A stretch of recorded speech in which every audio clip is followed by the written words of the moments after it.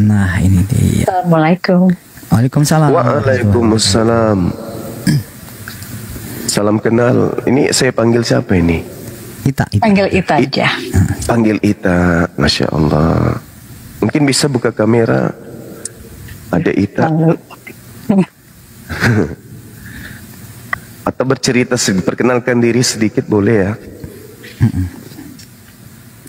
Perkenalkan nama saya Ita. Nama saya Ita. Saya tinggal di Amerika. Iya. Sudah lama di Amerika? 21 tahun. Pantesan aja sudah ke bule-bulean ku tengok wajahnya ini. Enggak juga. Allahu Akbar. Jadi tadinya Islam. Iya. Lalu kemudian berpindah karena faktor lingkungan. Betul. Dan juga minimnya pemahaman terhadap dinul Islam, ajaran Islam itu ya. Nah, oke. Mungkin saya boleh tanya, setelah menjadi seorang Kristen ya? Iya. Apa yang saudari saya ini rasakan? Karena begini, dalam proses mencari Tuhan, itu hampir seluruh manusia pernah alami. Bagi mereka yang memiliki kemampuan untuk menelaah diri dan ingin tahu tentang alam gaib, tentang ketuhanan misalnya. Pada saat proses pencarian Tuhan, terkadang manusia itu merasa hampa karena disuguhkan keadaan di mana Tuhan yang diajarkan itu tidak sesuai dengan logika. Sehingga muncul kejenuhan, ada rasa tidak percaya, ada rasa seakan-akan pembodohan. Kok Tuhan bisa kemudian guling-guling? Kok Tuhan bisa kemudian loncat pagar? Kok Tuhan bisa sekolah? Logika kita nggak bisa nerimanya. Saya banyak menghadapi teman-teman yang tadinya begitu berbicara mengenai konsep Tuhan, mereka ragu dan berujung kepada syahadat. Karena secara logika gini, Tuhan itu adalah entitas tunggal yang absolut. Ini yang tidak bisa diganggu gugat. Itu Tuhan pencipta langit dan bumi, tidak mungkin memiliki kelemahan, tidak mungkin memiliki kekurangan. Itu Tuhan. Di ufuk yang berbeda, kita manusia terikat oleh ruang dan waktu yang tentu kemudian kita tidak bisa mencapai kepada level kesempurnaan ini. Level ketuhanan tidak sanggup kita untuk menjangkau. Karena kita manusia, punya keterbatasan. Begitu juga manusia yang lain. Apakah dia nabi, apakah dia rasul, apakah dia apapun itu. Yang namanya makhluk, yang namanya manusia, pasti memiliki kekurangan. Dan itu tidak disifati oleh Tuhan. Setuju enggak kita di situ? Oke, baik. Mungkin ada hal yang ingin disampaikan. Saya ingin dari adik saya ini, saudari Ita. Ita. Sedikit aja ya. Iya, sedikit aja. Silakan. Kapan ya? Kayak tahun lalu deh. Yang merasa kalau Tuhan itu nggak ada gitu loh. Jadi kayak ya kehilangan. Kayak udah nggak percaya lagi. Iya. Masya Allah. Terus. Dan setelah mengalami kejenuhan dan sebagainya juga, karena waktu masuk Kristen itu kan untuk anak-anak, bukan untuk diri sendiri juga gitu. Iya, Masya Allah. Dan akhirnya sekarang ketemu sama Mas Adon, ya nggak semua serba kebetulan juga ya. Dan berceritalah sama Mas Adon. Iya. Jadi sampai pada level Tuhan itu nggak ada. Iya. Ya, baik. Kalau logika sederhananya, kita ini ada sesuatu yang ada tentu diadakan oleh sesuatu yang ada. Kalau Tuhan itu tidak ada, maka mustahil kita ada. Karena yang menciptakan tidak ada, bagaimana mungkin yang menciptakannya tidak ada? Untuk menciptakan yang ada, ini sederhananya gitu. Karena kita ada, bukti bahwa Tuhan itu menyampaikan kepada kita berupa akal untuk kita cari. Jadi adanya Tuhan, bukti karena kita ada. Maka Tuhan menyimpan jejak. Sama seperti hewan, ketika hewan itu ingin menyampaikan pesan kepada manusia bahwa aku ada, maka hewannya meninggalkan jejak. Betul ya, Mbak ya? Logika, akal diciptakan oleh penciptanya sebagai serpihan cahaya untuk jalan jembatan sampai kepada pencipta. Itulah akal. Maka akal kita mengantarkan tidak mungkin ada matahari, bulan, siang dan malam, alam semesta ini kalau tidak ada yang mengadakan. Pasti ada yang mengadakan. Inilah yang disebut Tuhan. Nah, Al-Quran menarasikan begini. Bismillahirrahmanirrahim. Sanurihim ayatina fil afaq wa fi anfusihim. Apa kata Tuhan dalam Al-Quran nih? Allah menjelaskan, aku memperlihatkan tanda-tanda kebesaranku, keberadaanku di seluruh penjuru. Bahkan aku menyatakan diriku ada pada diri manusia itu sendiri. Contoh nih Mbak. Dulu waktu kecil Mbak ini nggak pakai kacamata, aku rasa. Oke. Ya. Dan kita menggunakan mata, kita tidak tahu unsur apa saja yang ada di mata kita ini. Yang kita tahu ya kita pakai melihat warna hitam, putih, coklat dan seterusnya, tinggi, rendah dan seterusnya. Bukan kita yang mengetahui itu. Maka Tuhan mengatakan apa? Wa fi anfusihim, aku memperlihatkan diriku ada pada diri mereka bagi yang berpikir. Jadi misalnya nih kita makan, nutrisi masuk ke dalam tubuh, bukti adanya Tuhan. Tumbuh rambut, tumbuh kemudian kuku. Tapi kenapa gigi tertahan, tidak tumbuh? Kenapa hidung tidak bertumbuh? Kenapa kuping tidak bertumbuh? Rusuk tidak bertumbuh? Siapa yang menahan itu? Kita? Nggak mungkin. Ibu kita nggak mungkin. Pemerintah nggak mungkin. Berarti ada unsur lain, ada kekuatan lain yang mengatur ritme diri kita sendiri. Bagi orang yang berakal, itulah yang disebut Tuhan. Gak mungkin itu bisa terjadi. Makanya dalam Al-Quran surah Qaf ayat 16, Allah subhanahu wa ta'ala menjelaskan bahwa aku lebih dekat dari manusia itu sendiri daripada manusia itu sendiri kepada urat lehernya. Aku Tuhan lebih dekat kepada manusia itu daripada manusia itu sendiri terhadap urat lehernya. Sekarang saya mau tanya nih sama Mbak Ita. Mbak Ita tahu nggak apa yang terjadi di dalam rongga dada, rongga perut yang Mbak Ita punyai dari sejak Bu Ita lahir sampai sekarang ini? Udah puluhan tahun. Enggak. Kita nggak tahu. Lalu siapa yang mengatur seluruhnya yang di dalam ini? Tuhan. Nah, itu dia. Berarti yang mengatur ini darah, air, semua yang ada dalam tubuh kita ini wajib hukumnya maha sempurna. Betul?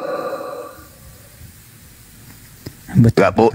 Tidak mungkin punya kelemahan, tidak mungkin punya keterbatasan. Makanya Al-Quran mengatakan Annallahu as-sami'un alim. Sesungguhnya Allah itu maha mendengarkan, lagi maha mengetahui. Maka seluruh aspek yang ada di dalam tubuh kita ini harus diprogram, dijalankan oleh Dia yang maha mengetahui. Sementara manusia ketika ingin tahu apakah janinnya laki atau perempuan, butuh mikroskop, butuh alat untuk mengetahui itu. Penciptanya enggak butuh itu. Sama seperti lidah. Lidah kita ini sederhana. Kita makan sesuatu, ada yang memasang alat di lidah kita. Bisa kita rasakan pahit, asam, manis, kecut, dan seterusnya. Apakah kita yang menyimpan rasa itu, alat perasa itu? Bukan. Dialah yang menyaksikan itu, yang disebut Tuhan. Nah, maka tugas kita adalah berterima kasih kepada Dia yang telah mengadakan itu semua. Dengan cara apa? Dengan cara kita beribadah. Lalu kita harus beribadah kepada siapa? Seperti apa wujudnya? Oh, nggak bisa. Wujud Tuhan itu tidak bisa nampak. Kalau Dia nampak berarti Dia makhluk. Itu tadi yang saya katakan. Tuhan itu maha mendengar, Tuhan itu maha melihat. Kita memiliki keterbatasan, tidak sampai kepada dimensi ketuhanan. Nggak bisa sampai. Tugas kita hanya beribadah. Allahu Akbar. Wahai Engkau yang maha besar. Dengar enggak? Dengar.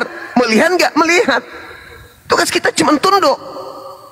Dan merasakan kenikmatan-kenikmatan yang diberikan. Betapa banyak kenikmatan yang dirasakan. Seperti saudari saya, adik saya ini Ita. Sampai di luar negeri. Satu kebanggaan. Pencapaian yang sangat luar biasa yang berjuta orang Indonesia ingin rasakan tapi nggak sanggup. Dirimu sanggup. Maka apa yang harus Anda lakukan? Berterima kasih kepada Dia yang telah mengadakan itu untuk dirimu. Itu aja. Tunduk. Karena manusia ini hanya ada dua. Kufur atau tunduk. Al-Quran mengatakan wa qulil haqqu mir rabbikum. Kebenaran telah aku tumpahkan seluruhnya. Barang siapa yang mau ikuti kebenaran itu, beriman silakan. Yang tidak mau mengikuti silakan. Yang mau kufur ingkar kepadaku juga silakan. Tapi ingat, ada pembalasan yang telah kusiapkan dari apa yang kamu lakukan dalam hidupmu di bumi ini. Jadi cuma ada dua. Kita beriman, tunduk kepada aturan-aturannya, hanya ada di Islam. Atau kita keluar dari ketundukan, masuk ke tempat yang lain, atau ateis. Kalau di tempat yang lain nih, contoh. Mereka memiliki aturan, tapi aturan yang dibuat-buat sendiri. Nggak ada perintahnya dalam kitab mereka. Dan yang membawanya pun bukan utusan. Karena pencipta langit dan bumi itu maha besar, maha tinggi, maha kuasa. Alam semesta ini baginya kecil. Maka Dia tentukan utusan berupa nabi. Utusan berupa nabi ini sebagai dutanya lah yang kemudian yang mengajarkan, ini loh yang harus kamu lakukan, ini loh yang diinginkan oleh Tuhanmu, ini loh yang dimau oleh Tuhanmu, lakukan. Tuhanmu menginginkan engkau ibadah, Tuhanmu ingin engkau itu silaturahmi dan seterusnya, ikuti. Makanya di Islam itu Dinda Ita, asyhadu alla ilaha illallah. Aku bersaksi tidak ada Tuhan selain Allah. Dah, selesai. Berarti kita sudah bertuhan. Yang kita sebutkan sudah tahu. Oh, hambaku sudah mengakuiku sebagai Tuhannya.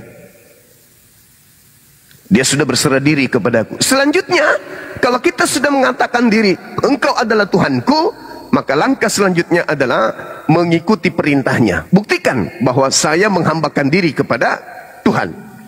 Ikuti apa perintahnya? Perintahnya kemudian adalah beriman kepada utusannya, baginda Rasulullah Muhammad sallallahu alaihi wasallam. Maka selanjutnya, wa asyhadu anna Muhammadar Rasulullah.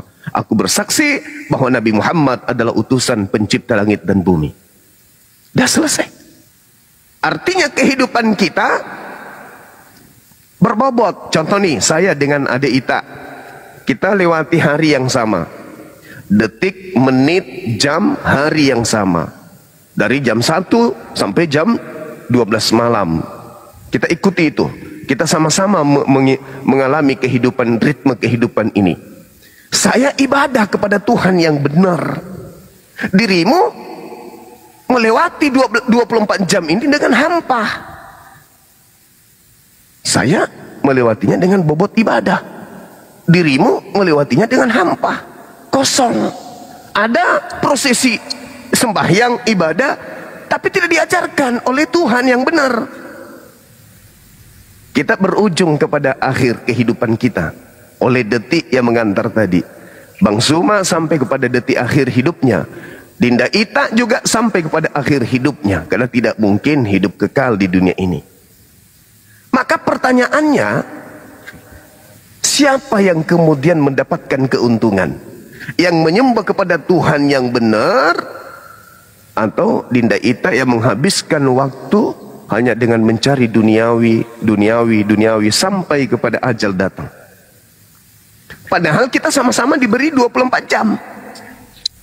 Maka saya, mohon maaf, bukan mengunggulkan diri saya, karena saya adalah orang yang tunduk kepada Tuhan, maka kehidupan saya pasti lebih berfaedah daripada Dinda Ita misalnya, yang hanya hidup mencari dan mencari. Sebenarnya Tuhan itu tidak perlu dicari. Karena bagi orang yang berakal, Tuhan itu sudah nampak. Siapa diri kita ini? Ini bukan tangan kita. Bukan kita yang bikin ini. Bahkan yang berbicara ini bukan kita. Ini makhluk Tuhan. Kita ini siapa? Ini kepala kita. Kita yang beli, kita yang bikin. Bukan. Ini mulut kita. Kita yang beli, kita yang bikin. Bukan. Ada yang memilikinya. Kita cuma dititipi saja. Maka kita harus kembali kepada yang menciptakan itu untuk tunduk kepadanya. Itu aja, Mbak, sederhananya dari saya. Mudah-mudahan bisa dipahami ya ilmu yang sederhana ini dalam hal mencari Tuhan. Tuhan itu ada. Dan Tuhan itu ada ingin diketahui dengan jalan menciptakan manusia dan menitipkan serpihan cahaya berupa akal dan roh kepada manusia. Bukti Tuhan itu ada, adanya roh dalam tubuh kita. Ada ini tidur bersama dengan roh. Ya dong, makan, duduk, melalui proses hidup, bekerja di Amerika dengan roh. Sudah pernah kenalan dengan rohnya? Belum. Padahal itu adalah serpihan cahaya yang Allah titipkan yang tidak pernah berpisah dengan kita kecuali ajal nanti. Tapi kita tidak kenal. Bagaimana mau mengenal Allah? Jadi ada orang bingung, Tuhannya umat Islam itu nggak ada. Oke, nggak usah terlalu jauh. Roh Anda ada nggak? Ada. Sudah pernah kenalan dengan rohnya? Nggak pernah loh. Satu detik pun kalian tidak pernah pisah dengan roh. Tapi kenapa kalian tidak kenalan sama rohnya? Nah, itulah Tuhan. Allah menitipkan kemudian dirinya untuk diketahui melalui dua serpihan cahaya. Pertama adalah akal, yang kedua adalah ruh. Dua dimensi ini yang Allah titipkan sebagai alat untuk mendeteksi adanya Allah. Itu Dinda Ita.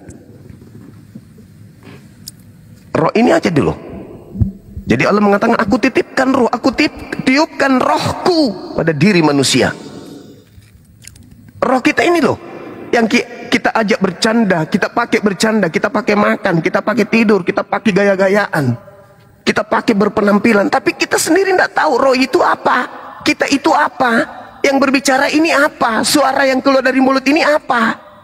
Maka kembali kepada ayat tadi. Sanurihim, aku titipkan kemudian kebesaranku wa fi anfusihim, pada dirimu, jika engkau sadar. Berarti Tuhan itu tidak punya keterbatasan dong. Yes, Tuhan tidak memiliki kelemahan.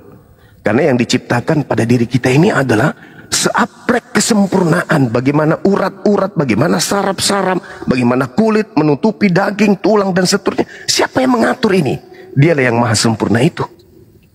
Maka jangan pernah memiliki keyakinan untuk mendudukkan perkara ketuhanan di mana Tuhan itu punya kelemahan. Jadi bayi butuh air ASI ibu, butuh digendong, butuh makan, butuh tidur. Itu bukan sifat Tuhan, itu sifat makhluk. Tanggalkan keyakinan seperti itu, karena Tuhan itu maha dahsyat. Mustahil Tuhan itu jadi bayi. Anakku sayang, cepatlah besar, kelak engkau akan disembah. Itu mustahil. Itu hanya pemikiran orang-orang yang tidak memiliki logika sehat. Hanya doktrin dan dogma. Pencipta langit dan bumi itu segala-galanya sanggup melakukan apapun. Cuman Tuhan diselimuti sifat mustahil. Mustahil Tuhan mati, mustahil Tuhan menjadi ciptaan, mustahil Tuhan menciptakan Tuhan lain, mustahil Tuhan kemudian punya kelemahan. Itu sifat-sifat mustahil bagi Tuhan. Karena sifat-sifat itu hanya dimiliki oleh makhluk. Pencipta langit dan bumi itu maha mulia, maha perkasa, maha menghidupkan, maha mematikan. Maka dia tidak memiliki kelemahan sedikit pun. Saya kira begitu sebagai pembuka dari saya. Silakan, mungkin ada tanggapan atau ada masukan. Aduh, Mas Adon deh. Kok aku? Enggak, gini Bang Abangku. Jadi aku ngasih ke Ita itu gini, tentang konsep ketuhanan ya. Yang pernah aku dengar dari Abang itu ketika kita itu berbicara tentang Tuhan itu, bagaimana konsep ketuhanannya, bagaimana konsep Mesiasnya, kemudian bagaimana konsep keselamatannya. Terus aku menunjukkan beberapa perbedaan di dalam Bible dengan Al-Quran. Kalau di dalam Bible kita tuh punya banyak Bible ya kan, di Kristen tuh banyak sekali Bible. Di Indonesia ada Bible berbahasa Indonesia. Di Inggris menggunakan bahasa Inggris, di Jepang menggunakan bahasa Jepang. Kemudian di Italia menggunakan bahasa Italia, di Latin menggunakan bahasa Latin. Nah, kita sebagai orang Indonesia, misalnya saya hanya bisa berbahasa Indonesia. Ketika saya ke Spanyol, pergi ke Spanyol, mendengarkan dakwah sebagai orang Kristen nih, mendengarkan dakwah di gereja, maka pendakwah itu akan salah mengucapkan. Kita tidak tahu dong, ya kan? Kita tidak tahu apakah dia benar apa salah karena menggunakan bahasa Spanyol, kita tidak tahu. Namun di dalam Islam, dimanapun kita berada, baik dari ujung dunia paling utara sampai ujung dunia paling selatan, tetap satu menggunakan bahasa Arab. Dan ketika imam itu melantunkan ayat-ayat suci Al-Quran, ketika misalnya Al-Fatihah ada kesalahan, kita bisa tahu di situ ada kesalahan. Ketika berkhutbah pun menggunakan bahasa Arab, kita bisa tahu di situ ada kesalahan. Sedangkan kalau di Kristen tidak bisa, kita tidak mengerti jika kita tidak mengetahui bahasa. Karena apa? Di dalam Islam itu dari kecil kita sudah diajarkan bagaimana cara mengaji, bagaimana cara memahami di dalam Al-Quran itu seperti apa. Kemudian saya tanya lagi, apakah kamu itu hafal? Ada satu ayat yang hafal dalam Bible? Dia jawab tidak. Sangat berbeda sekali dengan Islam. Islam itu ketika saya ditanya, adakah satu ayat dalam Al-Quran ataupun kamu hafal di satu ayat di dalam Al-Quran? Tentu saya hafal. Jangan ke satu ayat, satu surat pun saya bisa hafal. Begitu. Berbeda sekali dengan saudara kita Kristen. Kemudian saya bilang begini, saya mengasih tahu kepada Ita itu karena apa? Karena saya sayang sama Ita. Saya sayang sama Ita, saya sayang sama teman-teman semuanya, saudara-saudara Kristen. Aku tuh sebenarnya sayang sama mereka. Kemudian saya ngasih tahu, ini loh, ini yang benar, kayak gitu. Bukan yang paling benar, tapi ini yang benar. Kalau yang paling benar berarti ada yang benar lain, tapi ini yang benar. Dari mana saya bisa tahu bahwa ini benar? Oke, mari kita lihat pada kitab suci. Bagaimana kitab suci itu? Kalau kitab suci ada yang salah, namanya kitab suci itu adalah firman Tuhan. Firman Tuhan tidak akan pernah salah. Kalau kitab suci itu ada yang salah, berarti itu bukan kitab suci. Saya menjelaskan seperti itu. Mulai berpikirlah dia, kemudian kita berkomunikasi, dia mencari tahu. Oke, kamu belajar. Apa yang akan kamu tanyakan kepada saya. Jika saya tidak bisa menjawab, maka saya akan menanyakan kepada orang yang bisa menjawab. Saya punya abang saya, Abang Yuma ataupun Ustadz siapa, saya bisa memberitahu, minta pertolongan pada beliau seperti itu. Itulah yang saya beritahu kepada Ita sehingga saya bawa kemari. Silahkan Ita, kalau misalnya dari penjelasan saya ada yang kurang salah, tanyakan pada abangku ini, begitu. Aku tuh jangan disuruh tanya sekarang, biasanya nggak bisa jawab. Mungkin nanti ya. Iya. Ya, Masya Allah. Jadi sederhananya dalam Islam itu ya, dalam berbicara mengenai konsep Tuhan, diterangkan di dalam Al-Quran surah Al-Ikhlas, Qul huwallahu ahad. Ajarkan kepada seluruh manusia, wahai Nabiku Muhammad, untuk berkata,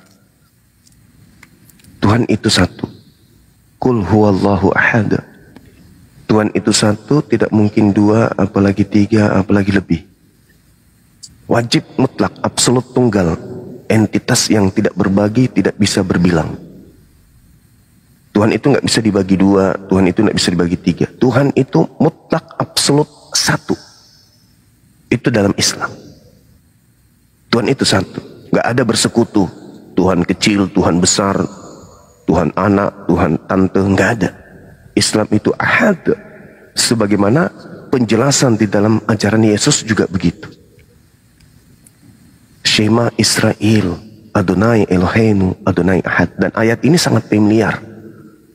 Markus 12 nomor 29. Yesaya 45 nomor 6, 46 nomor 5 dan seterusnya. Tidak ada Tuhan, hanya akulah Tuhan. Innani anallah la ilaha illa ana. Berarti cuma satu Tuhan. Kita nggak bisa kemudian Tuhan yang mana nih? Oh Tuhan yang turun. Enggak. Oh Tuhan yang berupa ini. Enggak. Di Islam cuma ahad. Qul huwallahu ahad. Shema Israel, Adonai Eloheinu, Adonai ahad. Wajib ahad. Itu satu. Tuhan yang satu ini tempat bergantungnya segala sesuatu.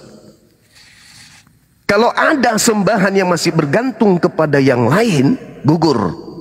Demi akal, demi hukum kebenaran. Ada Tuhan berdoa kepada Tuhan yang lebih senior, gugur. Allahus Samad, Allah tempatnya bergantung segala sesuatu. Termasuk Tuhan-Tuhanan yang disembah oleh orang-orang paganisme. Tuhan-Tuhan mereka masih butuh Tuhan yang satu tersebut. Jadi kalau Mbak Ita berdoa nih, cara gininya kan berdoa. Ya misalnya nih saya contohkan, wahai Tuhanku, misalnya disebutlah nama Tuhannya bla bla bla bla, berikan aku kesehatan. Tuhan yang disebutkan itu mendengar enggak? Enggak. Lalu yang mendengarkan siapa? Ahad. Hambaku yang tidak menyembahku sedang meminta kepada Tuhannya. Maka aku Ar-Rahman Ar-Rahim yang maha pengasih memberikan. Meskipun dia mintanya kepada yang lain, bukan kepadaku. Tetapi aku punya kewajiban sebagai Tuhan yang maha Rahman untuk memberikan apa yang dia butuhkan. Sampai Islam itu datang menggeliti orang tersebut. Hei, kapan kamu bisa sadar yang kau minta itu tidak maha mendengarkan. Yang memenuhi kebutuhanmu itu adalah dia yang ahad. Kalau Tuhan pilih kasih, oh ini tidak menyembahku, aku kasih dia penyakit, aku kasih dia miskin, aku kasih dia kemudian oksigen sedikit, rezeki yang sedikit. Kalau itu terjadi, Mbak, berarti agama yang benar-benar Tuhannya adalah Tuhan yang benar, akan nampak kaya, akan nampak sehat, akan nampak hebat di dunia ini. Maka orang yang miskin akan meninggalkan semua Tuhannya, menuju kepada Tuhan orang-orang yang kaya. Kalau kehidupan kebenaran ketuhanan itu dilihat dari segi harta, orang Kristen kaya-kaya semua, berarti doanya diterima oleh Tuhannya, pindah yuk. Enggak, Tuhan tidak seperti itu. Kita minta, orang yang non-muslim minta, ateis pun minta, semuanya diserahkan, semua diberikan. Makanya dikatakan waqulil haqqu mir rabbikum, semua kebenaran telah aku berikan ya. Kamu silakan berpikir, mau beriman kepadaku silakan, mau kufur kepadaku juga silakan.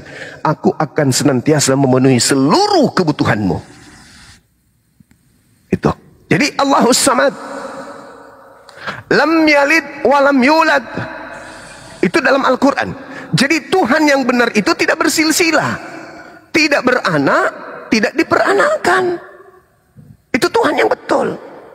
Ahad dia tidak bersilsilah, dia tidak punya anak, dia tidak diperanakkan. Jadi tidak ada istilah anak Tuhan, bapak Tuhan, ibu Tuhan, sepupu Tuhan, opungnya Tuhan, tulangnya Tuhan. Nggak ada istilah di Islam seperti itu. Karena dia ahad, maka dia tidak beranak dan tidak diperanakkan. Sama seperti di dalam bilangan 23 nomor 19, Tuhan bukan manusia dan bukan anak manusia. Lam yalid walam yulad walam yakul lahu kufuwan ahad. Dan bagi Tuhan tidak ada yang setara. Semua ciptaan, mau dia setan, mau dia malaikat, mau apapun itu, di luar Tuhan adalah ciptaan Tuhan. Tidak ada yang setara dengan Tuhan. Itu konsep bertuhan dalam Islam. Itu yang pertama. Kemudian Tuhan yang kepadanya segala sesuatu tergantung, kesehatan, Apapun yang kita butuhkan, rezeki, semua tergantung pada Dia. Itu menurunkan sebuah kitab sebagai ketetapan hukum-hukum. Al-Quran diwahyukan dengan pondasi inna nahnu nazzalna dzikra wa inna lahu lahafizun. Aku yang mewahyukan, aku juga yang menjaga Quran itu. Maka Quran tidak boleh ada celah. Kenapa Al-Quran tidak boleh ada celah? Karena Tuhan menjamin. Kami yang mewahyukan, kami yang menjaga. Aku yang memberikan firman, aku yang menjaga. Maka harus implementasi dari ayat tersebut terbukti. Bagaimana dengan Al-Quran? 1400 tahun silam sampai detik ini tidak ada perubahan. Iqra bismi rabbikal ladzi khalaq. Terlontar dari lisan Nabi Muhammad sampai kepada sahabatnya. Iqra bismi rabbikal ladzi khalaq. Sampai pada detik ini tidak pernah berubah. Kemanapun kita pergi, betul yang disampaikan oleh adik saya Adon. Kenapa bisa seperti itu? Karena Allah itu adil. Itu tadi, wa qulil haqqu mir rabbikum. Kebenaran telah aku sampaikan, dan kebenaranku itu tidak akan pernah dirubah oleh siapapun. Kebenaran itu harus sampai di hadapanmu. Baru setelah sampai di hadapanmu, kamu tolak, boleh. Kamu terima, boleh. Tapi ingat, ada konsekuensi dari itu semua. Jadi seluruh manusia setelah Nabi Muhammad punya hak untuk selamat. Maka dia punya hak mendengarkan Al-Quran. Al-Quran tidak boleh dirubah. Karena seluruh manusia punya hak untuk mendengarkan Al-Quran ini. Karena kelak akan dimintai pertanggungjawaban. Apakah telah sampai Al-Quran kepadamu? Kalau sampai, kenapa kamu tidak beriman? Nah, makanya Al-Quran dimanapun itu tidak boleh berubah. Sekuat apapun sebuah negara kebenciannya terhadap Islam, ketika Quran masuk, mereka tidak punya daya untuk merubah Quran. Misalnya nih, negara Konoha benci kepada ajaran Nabi Muhammad karena isu teroris, isu intoleran dan seterusnya. Dihubungilah Arab, negara Arab yang mensuplai Al-Quran misalnya. Kamu masukkan Al-Quran kitabmu ke dalam negara Konoha, negara kami, karena di dalamnya ada penduduk yang sekian persen Islam. Tapi dengan satu syarat, cukup terjemahannya, jangan kau masukkan bahasa aslinya. Ada kekuatan seperti itu? Enggak. Allah mengatakan inna nahnu nazzalna dzikra. Aku yang mewahyukan, aku yang menjaganya. Jadi sebenci apapun misalnya sebuah negara terhadap Islam, isu teroris, sayangnya dia tidak mampu melawan firman Tuhan. Aku yang menjaga Quranku. Kamu tidak akan sanggup untuk merubah apapun yang ada di dalamnya. Subhanallah. Ini yang terjadi. Orang menggaungkan kebencian, tapi mereka tak sanggup mencari celah di dalam Al-Quran. Bahkan sekedar untuk merubah Al-Quran satu huruf pun mereka tak sanggup. Bahkan untuk sekedar mengganti terjemahan, menghilangkan original teks pun tidak sanggup. Itu satu bukti kebenaran bahwa Al-Quran itu adalah firman Allah. Contoh nih, kalau Dinda Adon berbicara atau membaca ayat suci Quran, saya pasti tahu. Saya bukan penghafal 30 juz. Tapi kalau beliau membaca Quran, saya tahu letak kesalahannya. Jangankan salah huruf, mat cara bacanya, huruf-huruf dan tanda baca, matnya saja. Kalau dia keliru, saya paham, saya ngerti, dan saya pasti tegur. Itulah hebatnya Quran. Jadi nggak bisa salah. Ketika saya ke Jepang, saya nggak ngerti bahasa Jepang, nggak ngerti saya. Tapi imam kemudian berdiri di depan, Allahu Akbar. Alhamdulillahi Rabbil Alamin. Saya sebagai orang Indonesia masuk ke masjidnya orang Jepang tetap khusyuk. Kenapa? Dia sedang membacakan Al-Quran surah Al-Fatihah. Segala puji bagi Allah Tuhan semesta alam. Orang Jepang masuk ke Indonesia, saya jadi imam, dia juga merasakan kekhususan yang sama. Allahu Akbar.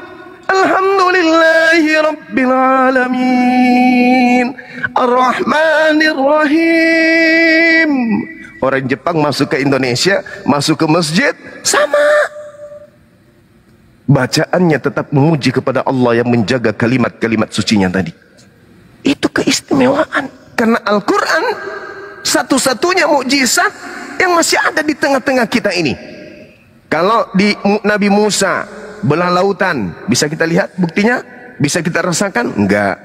Nabi Isa membangkitkan orang mati, bisa kita rasakan? Tidak. Orang lumpuh berjalan, bisa kita lihat?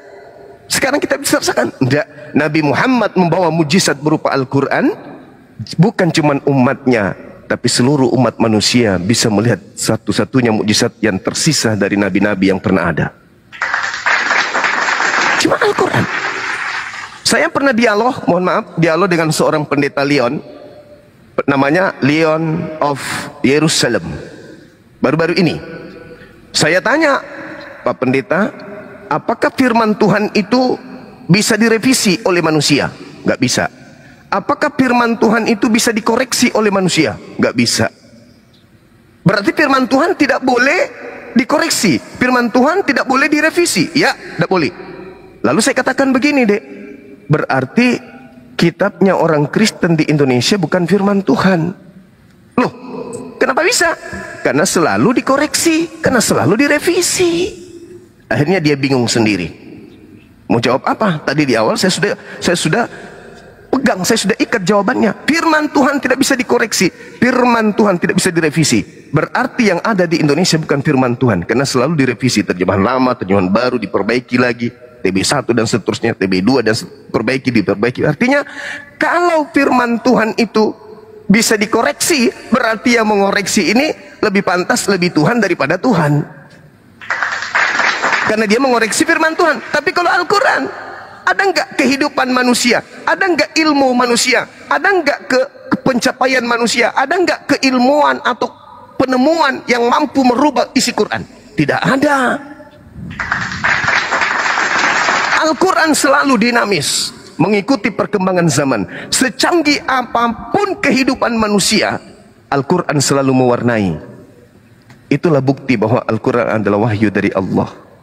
Maka mujizat yang datang kepada Nabi Muhammad bukan membangkitkan orang mati, bukan membelah laut, tetapi ilmu pengetahuan. Satu hari, besok, lusa, tahun depan, ilmuwan menemukan satu ilmu. Begitu diuraikan ilmunya, ternyata 1400 tahun silam sudah tertuang dalam Al-Quran. Itulah hebatnya Quran. Contoh yang baru-baru ditemukan sidik jari. Bagaimana sidik jari di setiap manusia itu berbeda-beda. Rupa-rupanya Al-Quran lebih dulu menemukan 1400 tahun silam. Itu. Nah, inilah salah satu mujizat, inilah salah satu keutamaan yang kami sampaikan kepada saudari saya, karena tidak mungkin, Mbak, tidak mungkin nih sebuah kitab disebut firman Tuhan yang maha mengetahui kalau kitab itu bertentangan dengan kehidupan kita. Nggak mungkin. Contoh, ada pabrik yang ahli membuat mobil. Ketika pabrik ini membuat mobil, tentu dia juga membuat buku untuk apa itu? Buku catatan-catatan sebagai pengantar daripada cara operasional mobil tersebut. Betul ya? Ada buku panduan untuk mengoperasikan mobil, itu pasti ada. Nah, kalau mobilnya berbeda dengan buku panduannya, bertentangan dengan mobil, cara operasional mobil dengan buku panduan, berarti pabrik ini tidak maha mengetahui. Apa analogi ini? Tuhan memberikan kita akal sebagai kendaraan untuk melumpuhkan dunia. Akal. Tuhan sudah menciptakan akal, lalu kemudian menciptakan buku panduan, sebuah kitab suci yang harus selaras dengan akal. Tidak mungkin akal mengatakan 1 tambah 1 sama 1 sama dengan 1, sementara kitab suci mengatakan ada 3 yang bersaksi di surga. Berarti antara kitab yang kita punya dengan akal ini tidak sinkron. Sedangkan ahli yang menciptakan kemudian harus sinkron antara mobil yang dibuatnya dengan buku panduan yang ada kemudian. Begitu juga kitab suci. Kitab suci harus selaras dengan akal manusia.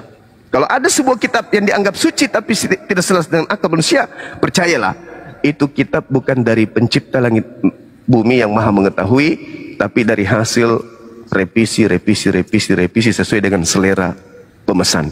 Saya kira begitu dari saya. Silakan.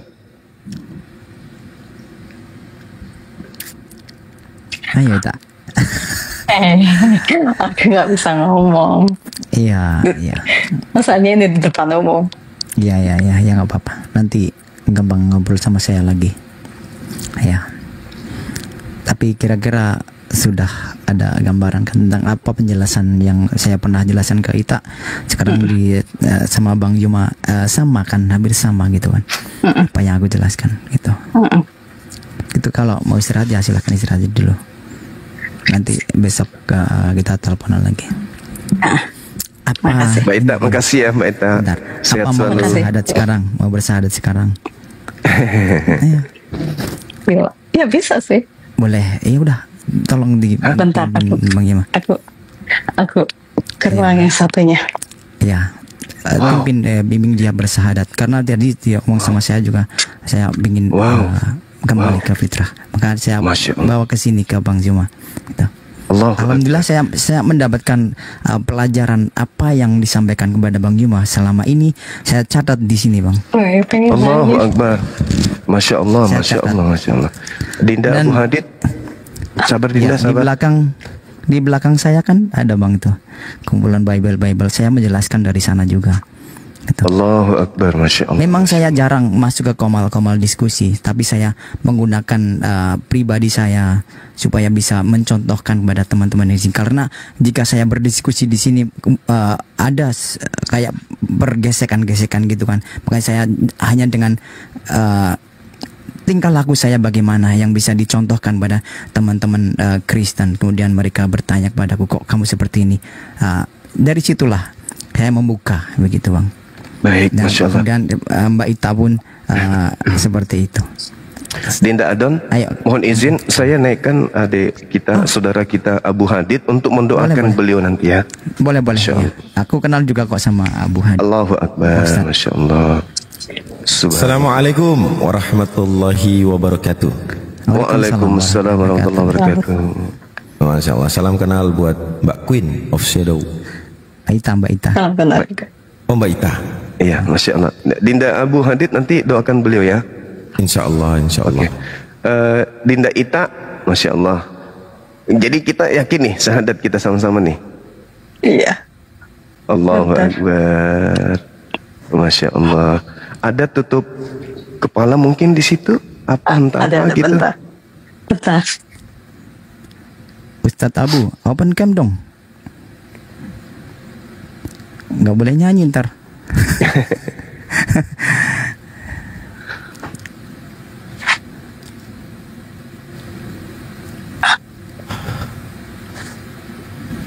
Subhanallah, Masya Allah. Allahu Akbar, Masya Allah. Jadi Dinda Ita, sebelum kita prosesi syahadat, saya ingin mendengarkan dari lisan adik saya ini mengakui bahwa yang selama ini kan Kristen tuh ya, di Katolik atau Protestan? Protestan. Protestan. Berani nggak mengucapkan di depan umum ini kalau Yesus itu hanyalah makhluk ciptaan Allah? Coba. Berani. Coba. Kita mau dengar. Makhluk itu ciptaan Yesus, Allah. Yesus adalah makhluk ciptaan Yes. Allah. Yesus Coba. adalah makhluk ciptaan Allah. Allahu Akbar, Masya Allah. Ini sebuah iman ya, ini keyakinan, tidak boleh diganggu gugat, ini kepercayaan seseorang. Tidak boleh ada yang mengintervensi, karena itu ikhlas tanpa ada paksaan. Oke, satu telunjuknya, simbol tauhid, kita satu Tuhan berbeda dengan yang lain. Ikuti saya. Bismillah Bismillah ar-Rahman ar-Rahman ar-Rahim. ar-Rahim. Dengan menyebut nama Allah Dengan menyebut nama Allah yang Maha Pengasih yang Maha Pengasih lagi Maha Penyayang. lagi Maha Penyayang.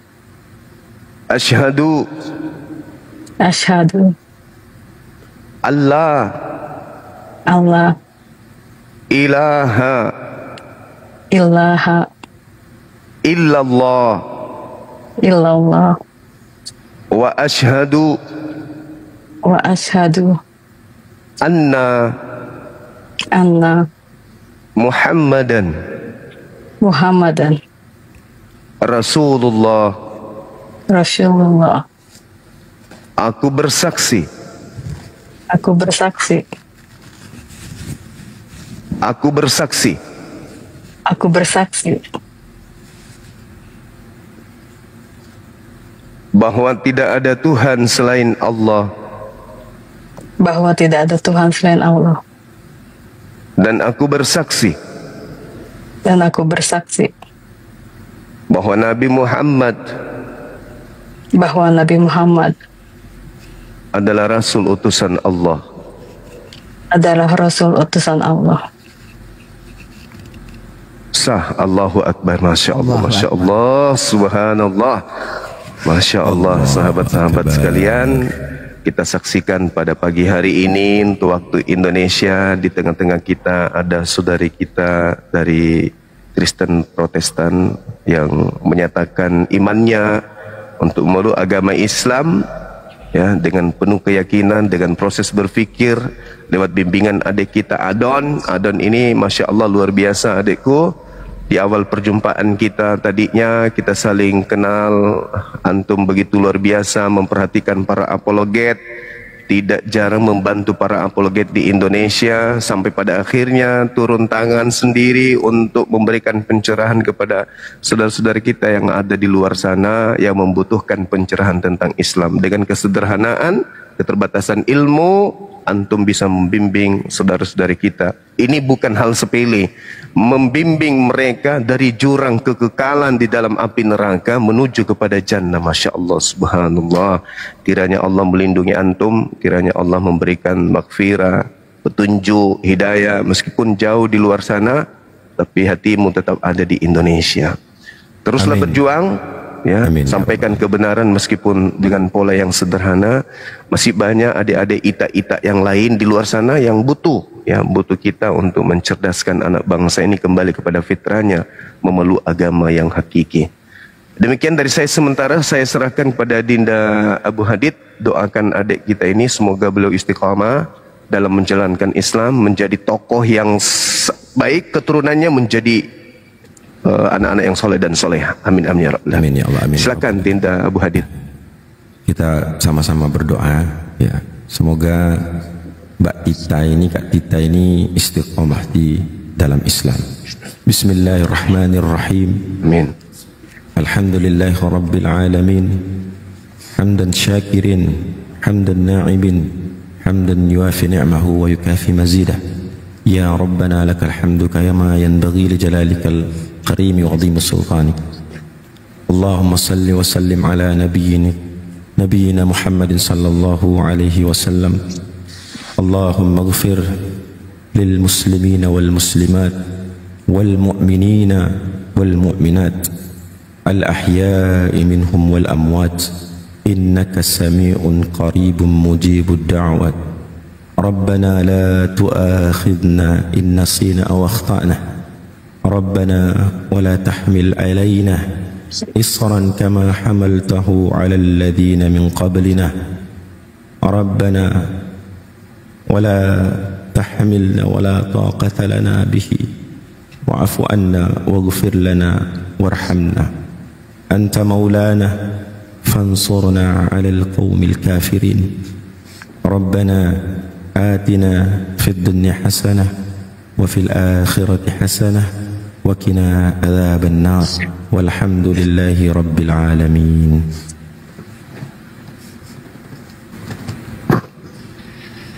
Allahu Akbar, Masya Allah, Subhanallah, La ilaha illallah. Jadi orang kalau sudah meluk Islam itu pasti hatinya lapang, hatinya lega, hatinya plong, ya, karena pasti udah dekat dengan penciptanya. Seibarat antara kita dengan pencipta kita itu ada dinding pemisah berupa cermin. Ketika kita melakukan kemaksiatan, maka cermin itu ditumbuhi lumut. Berbuat dosa lagi ditumbuhi lumut. Semakin banyak dosa, semakin berlumut cermin ini, sehingga kita tak mampu melihat keberadaan Tuhan yang benar. Karena cermin itu kemudian tertutup oleh lumut. Orang yang bersyahadat itu lumutnya berguguran seketika, rontok, sehingga hatinya menjadi plong, hatinya menjadi bersih. Ringan tangannya kemudian untuk belajar, ringan kakinya kemudian untuk belajar, ringan badannya untuk belajar. Kenapa? Karena hatinya lagi bersih, dekat kepada penciptanya.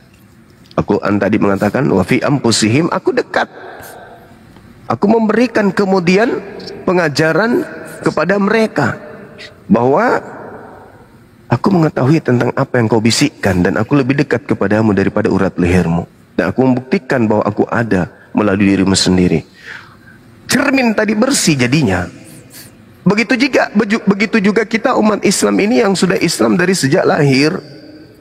Ketika kita melakukan kemaksiatan, cermin itu tersentuh oleh lumut. Semakin banyak kita berdosa, semakin kotor cermin ini, sehingga kita tidak melihat Allah. Apa yang terjadi setelah kita tidak melihat Allah? Kita berani melakukan maksiat, mencuri, merampok, membunuh, berzina. Karena kenapa? Karena kita tidak melihat Allah. Maka kita berani melakukan kemaksiatan. Tapi orang yang cerminnya bersih, untuk mandi dalam keadaan bugil saja malu. Karena merasa Allah melihatnya. Cerminnya bersih, sehingga mau melakukan maksiat takut kepada Tuhannya, karena Allah itu maha melihat. Tetapi orang yang seperti ini, mau ditimpa dengan musibah, mau difitnah, mau dihujat, apapun itu, tetap dia tersenyum. Kenapa? Dia dekat dengan Allah. Tidak pernah lemah di dalam berpijak, gak pernah kemudian dia rapuh di dalam berpendapat. Nah inilah ya, sebagai seorang mu'alaf, adik Ita, kamu lagi bersih, cerminmu lagi bersih, jaga cermin itu, perindah cermin itu dengan ibadah. Bingkai cermin yang memisahkan antara makhluk dan halik. Ya Rab, begitu adik ini menyebut Ya Rab, Ya Allah, seketika Allah melihat. Karena tak ada noda. Minta kepada Allah, berbicara kepada Allah, sampaikan. Karena Al-Quran menarasikan surah Qaf ayat 16, Allah subhanahu wa ta'ala mendengarkan, mengatakan apa? Aku mendengarkan bisikan hambaku, bisikan kalbu hambaku. Jadi apa yang kita bisikkan dalam hati, ngobrol sama Allah. Ya Rab, aku butuh bimbingan. Ya Rab, kuatkan aku ya Allah, kuatkan aku ya Allah. Nah sehingga dalam kaidah berislam, dalam prosesi ilmu tasawuf atau makrifat, ini ketinggian tapi dasar. Kita umat Islam itu diminta selalu beristighfar. Astagfirullahaladzim, astagfirullah. Untuk membersihkan, meruntuhkan cermin kita yang sudah ada bintik-bintik lumut. Makanya koreksi diri pada saat kita ingin tidur, kita koreksi, hari ini saya berbuat dosa apa ya? Oh tadi saya sedikit agak menyinggung perasaan si fulan. Istighfar, sehingga bersih lagi cermin tadi. Kalau orang bermaksiat, menumpuk cermin itu, sehingga dia lupa kalau Allah itu ada. Saya kira begitu sebagai pengantar sederhana dari saya. Mudah-mudahan saudari kita ini Ita bisa istiqomah, dan keturunannya kelak menjadi anak yang soleh dan soleha, dan langkahnya beliau ini dijadikan sebagai contoh untuk saudara-saudara kita non-muslim yang lain. Karena saya yakin sekali banyak saudara saya non-muslim yang juga ingin bersyahadat, tetapi banyak hal yang merintangi. Takut sama harta, takut sama keluarga, takut diusir, takut diungsikan, takut bla bla bla bla bla, karena takut. Tapi percayalah, selama Anda masih ingin menerima kebenaran dari kaidah-kaidah ajaran Islam, maka ketakutan Anda itu akan terkikis sedikit demi sedikit. Ada hati yang kemudian Allah titipkan untuk dibersihkan selalu. Saya kira begitu. Mungkin ada masukan, silakan, waktu dan tempat kami berikan. Terharu aja.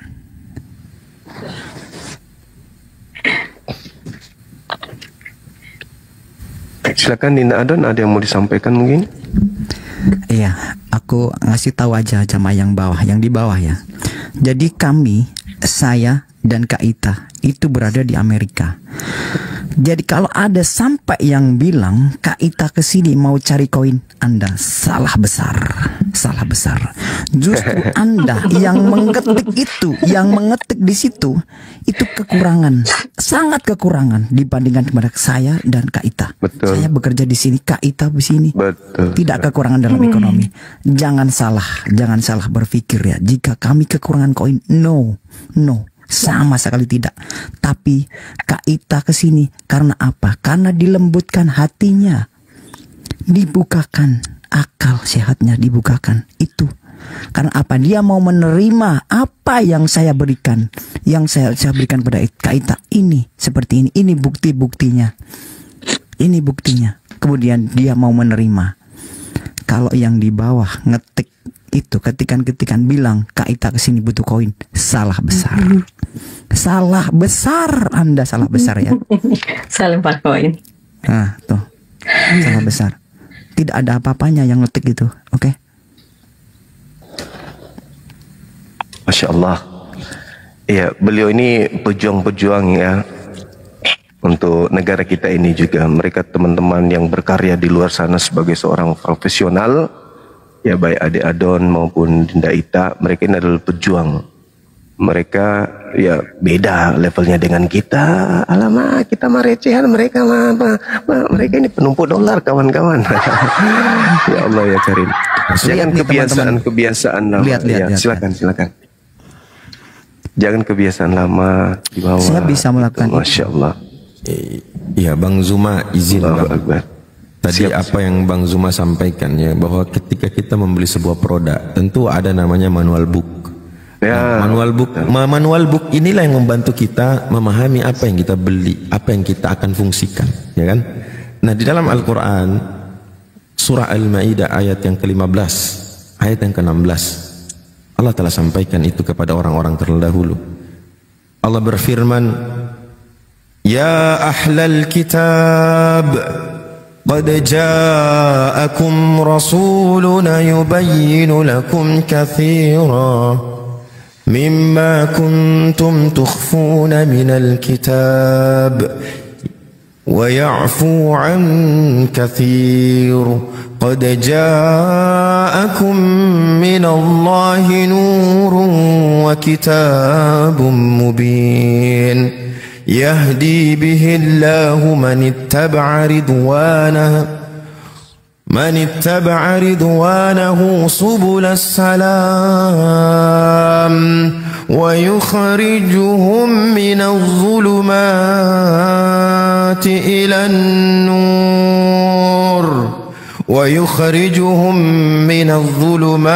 إلى النور بإذنه ويهديهم إلى صراط مستقيم.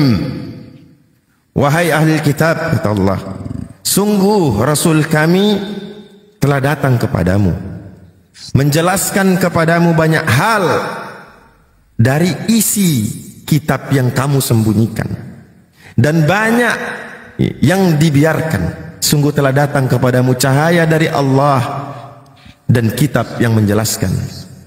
Dengan kitab itulah Allah memberi petunjuk kepada orang yang mengikuti keridhaan ke jalan keselamatan. Dan dengan kitab itu pula Allah mengeluarkan orang itu dari gelap gulita kepada cahaya dengan izinnya dan menunjukkan dia ke jalan yang lurus. Alhamdulillah, Kak Ita telah memanfaatkan manual book yang Allah berikan kepada kita semua pada kesempatan ini, yang menjadi asbab adalah dengan hadirnya saudara-saudara kami, guru-guru kami di sini, Bang Zuma, Bang Adon, sehingga petunjuk itu tersampaikan kepada Kak Ita melalui sebab yang telah Allah tetapkan. Ini terjadi bukan karena ada kesengajaan, ini terjadi bukan karena ada perencanaan. Ini semua terjadi biiznillah, atas izin Allah, atas kehendak Allah. Maka satu hal yang perlu kita camkan bersama adalah kita tinggikan segala puji-pujian hanya kepada Allah. Karena tanpa izin dari Allah, ini semua tidak akan terjadi.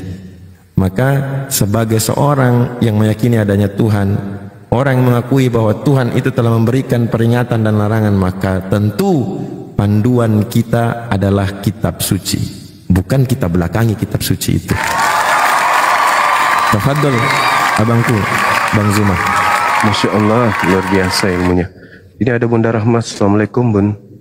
Assalamualaikum warahmatullahi wabarakatuh, Gurunda. Waalaikumsalam warahmatullahi. Bang Abu, Bang Adon, Bunda Queen, Masya Allah. Ini sudah bersahadat, Gurunda? Sudah, alhamdulillah. Alhamdulillahirrabbilalamin. Masya Allah. Selamat datang, Bun. Ada Bunda bilang. Waalaikumsalam warahmatullahi wabarakatuh. Bang Adon. Mbak Ita di mana? Di Amerikanya. Saya di LA, Mbak. Aku di Michigan.